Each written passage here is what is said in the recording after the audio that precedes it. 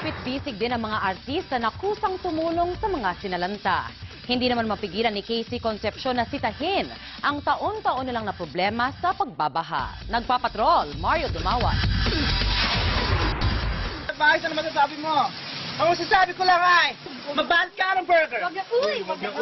Nagluto ng mga hamburgers sina Vice Ganda at Team Vice para sa mga evacuees ng Marikina. We are now making unkaboggable burgers for an unkaboggable rescue operation.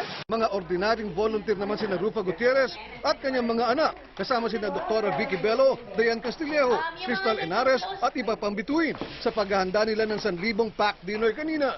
Para ito sa isang ospital sa Santa Rosa, Laguna kung saan stranded ang maraming pasyente. Tahimik namang nagkusa si Judy Ann Santos at iba pa niyang kasama sa Huwag Ka Lang Mawawala sa pagpapadala ng mga kumot, damit, pagkain at iba pa sa mga evacuees sa Cavite at Taguig. Tulad ng ibang sektor, hindi na iwasan ni Casey Concepcion na punahin ang pagpapabaya umano ng mga kinauukulan sa sitwasyon. Doon mo nakikita na tulong-tulong yung mga tao. Although sana, hindi naman pwedeng every year relief at rescue na lang, di ba? I mean, bakit kailangan mangyari yung ganito when there are ways of preventing it altogether? Nakiisa rin si Miss Philippines World Megan Yang sa pagpadala at empake ng relief items sa Sagip Kapamilya, Quezon City Base. Don't give up lang. Yun lang naman ang sa akin because your kababayan are here to help you guys.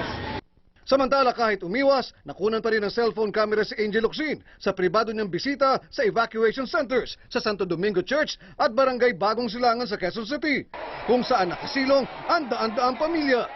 Sa gitna ng publisidad sa tulong ng mga celebrities, iginiit ng mga pari ng Santo Domingo na welcome ang lahat ng kawang gawa. Pero mas nanaisin daw nilang wala itong fanfare o publisidad. Dapat pag nagbibigay tayo, walang kulay.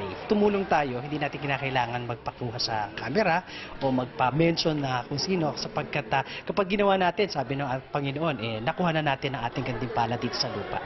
Kanina lang, nakiisa na rin sina Daniel Padilla at Catherine Bernardo sa pagtulong sa Sagip Kapamilya. Mario Dumawal, Patrol ng Pilipino.